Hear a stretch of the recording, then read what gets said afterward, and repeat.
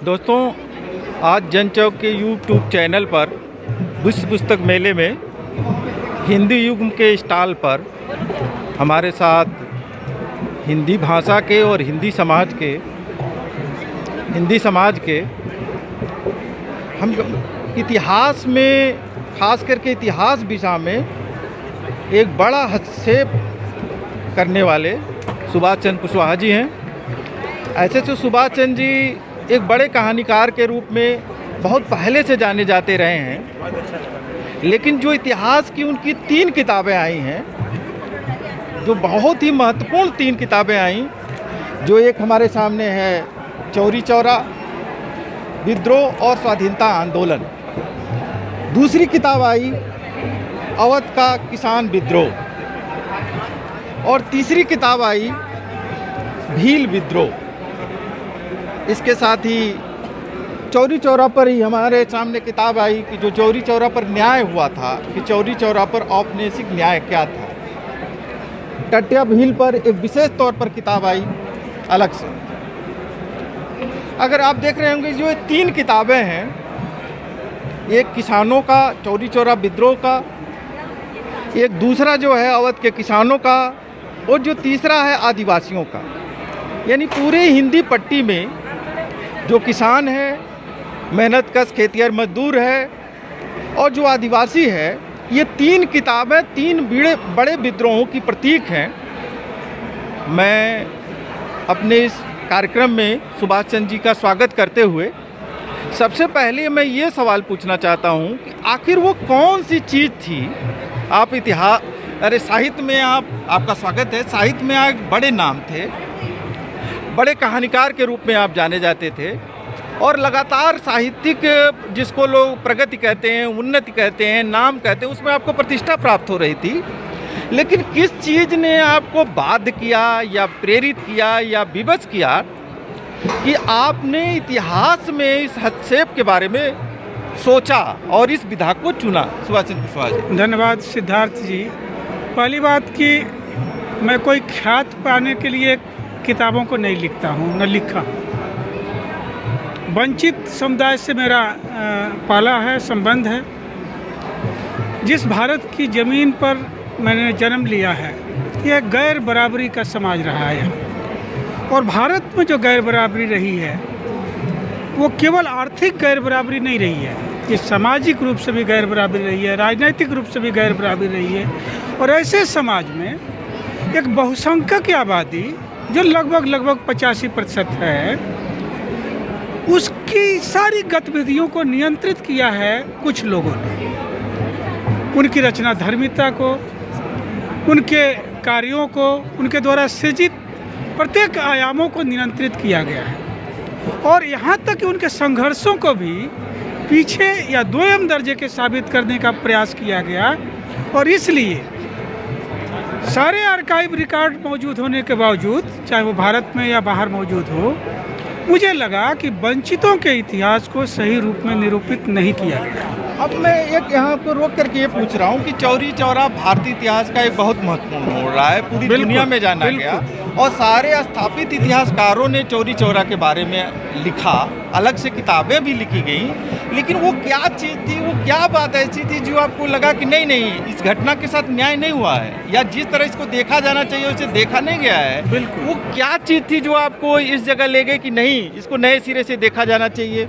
देखिए, इस चौरी चौरा का जो इतिहास है, इस रूप में जाना जाता था कि कुछ भारतीयों ने असहयोग आंदोलन के दौरान एक थाने को फूंक दिया। बस इतनी सी कहानी लोगों को मालूम थी, लेकिन ये न मालूम थी कि इसमें कौन लोग थे।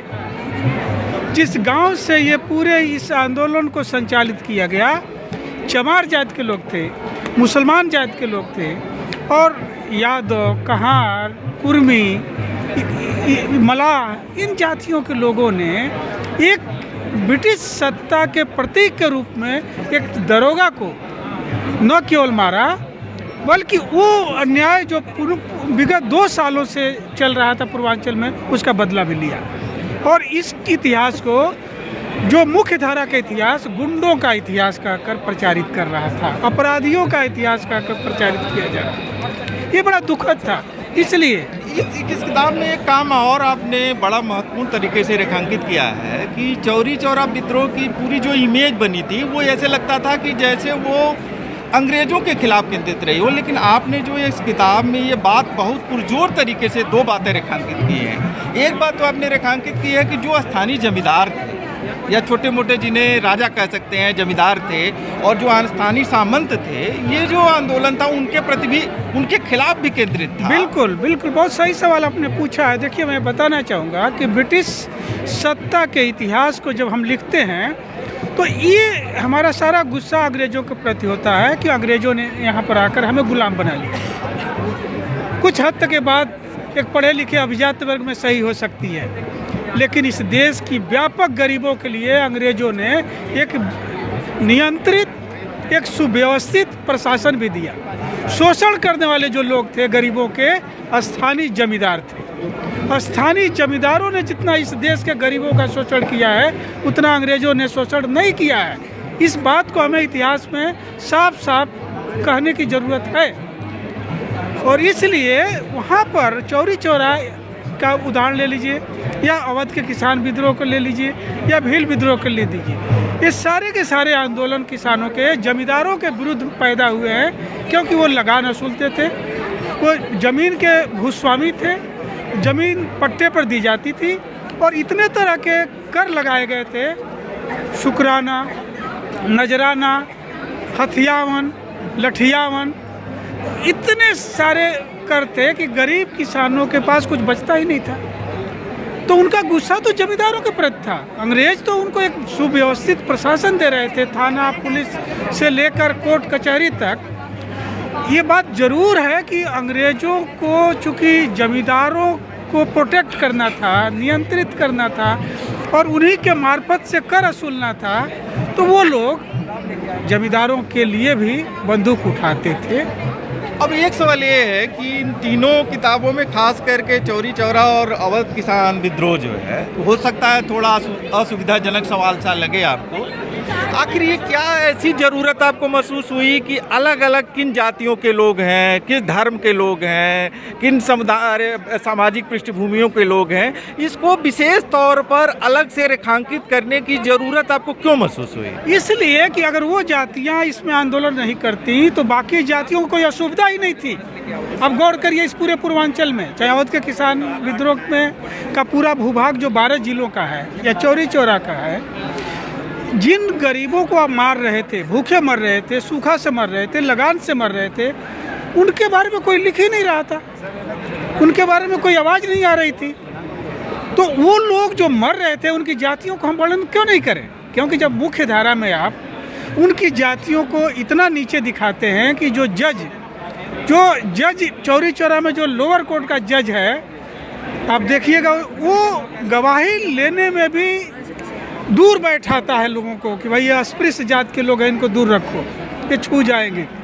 तो इतनी नफरत थी जात को लेकर, छुआछूत को लेकर, और उनके संघर्षों को आप भुला देना चाहते थे। तो जाहिर है कि इस इतिहास की किताबों में मैं उनके जातियों को स्पष्ट कर देना चाहा कि आप ये देखिए कि ज़मीन की लड़ाई इस सरजमीन पर और पूर्वांचल की जो लड़ाई है वो गरीब जातियों ने लड़ी है, अभिजात वर्ग की जातियों ने नहीं लड़ी। अच्छा, ये जो दूसरी किताब उसके बाद आपकी आई अवध का किसान विद्रोह, ये भी एक ऐसा विद्रोह था जिसमें लगातार लिखा गया, इतिहास की तमाम किताबों में इसका जिक्र है, जब भी किसान विद्रोह की बात आती है इसका जिक्र होता है। तो क्या चीज़ थी कि आप फिर से आपको लगा कि नहीं कि अवध का किसान? बहुत सारे फैक्ट हैं, उसको लिखा जाना चाहिए। देखिए, जो इतिहास जो अवध का लिखा गया है, डॉक्टर कपिल कुमार जी ने लिखा है, या कुछ लोगों ने उपन्यास भी लिखा है, उसके नायक बाबा रामचंद्र आते हैं जी। और बाबा रामचंद्र को नायक बनाकर ये साबित किया जाता है कि किसान मूवमेंट को जो है बाबा रामचंद्र जो है नेतृत्व प्रदान कर रहे थे, और उन्हीं के प्रयास से पूरे अवध प्रांत में किसानों ने आंदोलन किया। ये बिल्कुल छोटी बात है। आप ये देखिए, जब बाबा रामचंद्र स्वयं फिजी से जब लौट के भारत में आते हैं तो जमींदार के घर में रहते हैं, जमींदार के घर खाना खाते हैं, उसके टमटम पर बैठकर जाते हैं, जमींदार उनका इलाज कराते हैं। तो क्या ये संभव है क्या व्यवहार में कि जो आदमी जमींदारों के यहाँ पल रहा हो वो जमींदारों के विरुद्ध कोई आंदोलन खड़ा कर दे? कतई नहीं खड़ा कर सकता है। जी वो एक तरीके से सेफ्टी वाल के रूप में काम कर रहे थे। जी जिस तरह अवध के किसान आंदोलित हो रहे थे स्वतः अपने ढंग से, वो एक बड़ा आंदोलन एक दूसरे रूप में सामने आ रहा था। जैसे फैजाबाद का सूरज प्रसाद, जिसको अंग्रेजों ने छोटा रामचंद्र कहा, वो सीधे सीधे लगान न देने की अपील कर रहा था और निम्न जातियों के संगठन बनाकर उसने कहा कि हम अवध प्रांत में लगान नहीं देंगे, जबकि बाबा रामचंद्र तो बराबर ये कह रहे थे कि लगान देना चाहिए। देखिए कितना बड़ा अंतर है दोनों के आंदोलन में। जी और उनका कहीं जिक्र नहीं आता है सूरज प्रसाद का। आप इसी तरह आप हरदोई के मदारी पासी को लीजिए। हरदोई के मदारी पासी का भी आंदोलन सीधे सीधे एक पैरेलल गवर्नमेंट बना लेने का आंदोलन है, जी जी जबकि ये इतिहास में पीछे कर दिए गए हैं और किसान आंदोलन के नेतृत्व अपने बाबा रामचंद्र के हाथों में दे दी।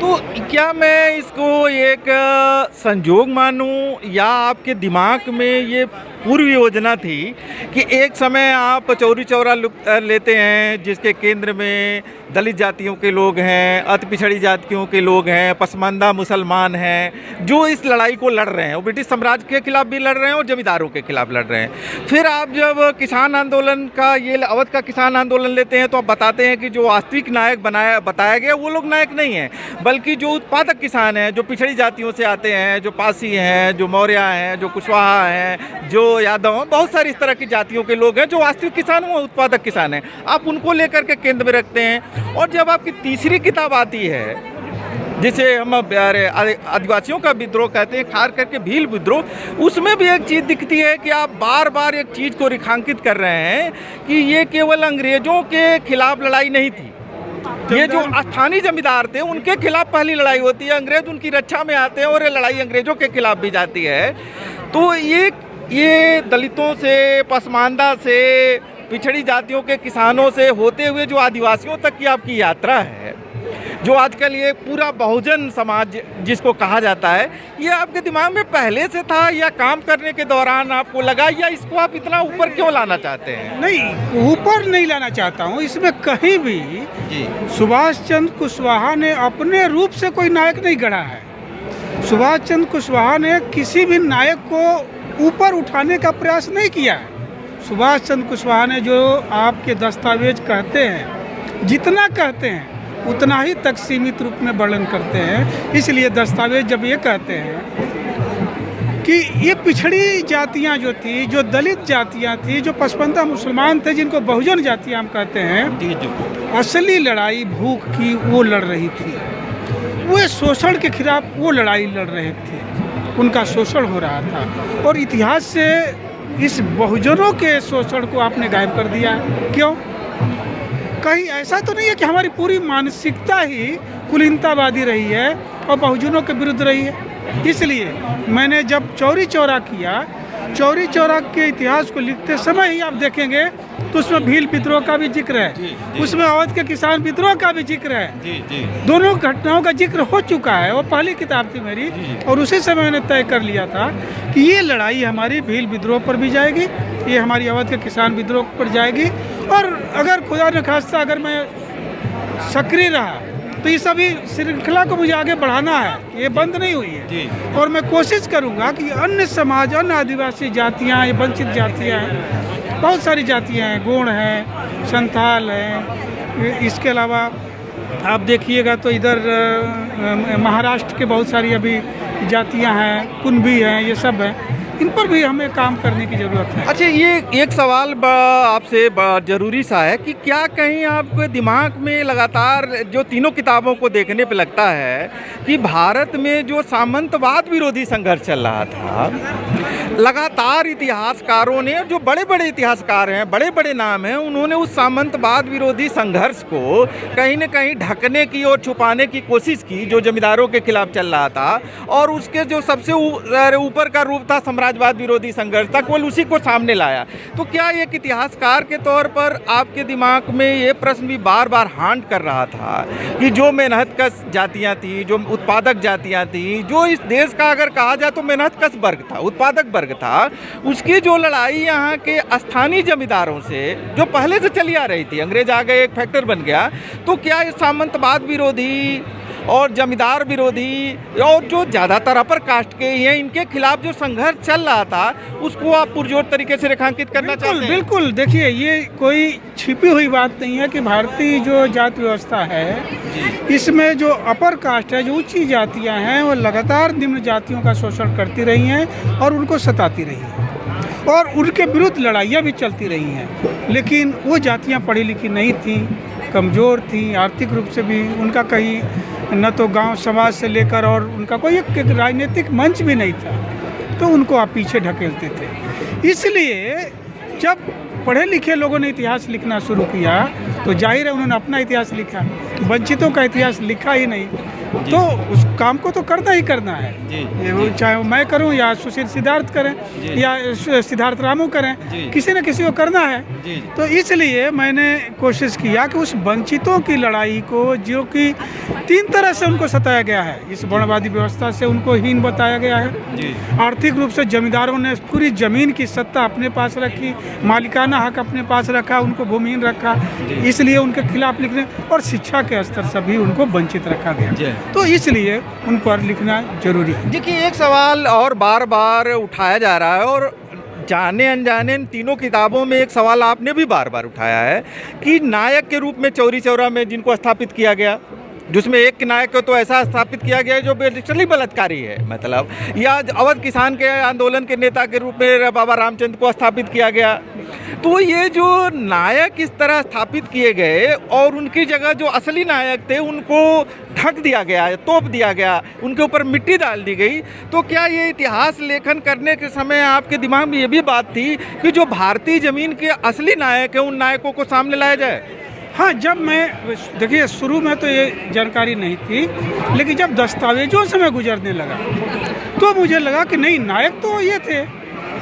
जैसे चौरी चौरा का नायक नजर अली है, लाल मोहम्मद है, भगवान अहीर हैं, ठीक है, अब्दुल्ला हैं।